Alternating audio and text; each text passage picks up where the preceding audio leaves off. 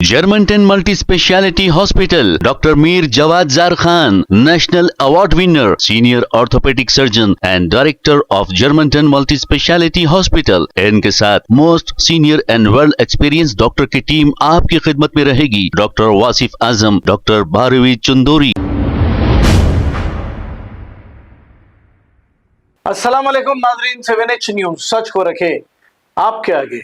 हसन नगर के इलाके अल्हम्दुलिल्लाह बेकरी के पास का ये मंजर है। अब यहाँ पर डेनिस का गंदा पानी मुसलसल बह रहा है। इसकी शिकायत GHMC में कई बार की गई, लेकिन इसका कोई असर ही नहीं हुआ और ये पानी मुसलसल बह रहा है। यहाँ के कारपोरेटर को चाहिए कि ये जल्द से जल्द साफ कराए ताकि यहाँ की आवाम को सहूलत हो आने जाने के लिए। आइए देखते हैं इसी की रिपोर्ट।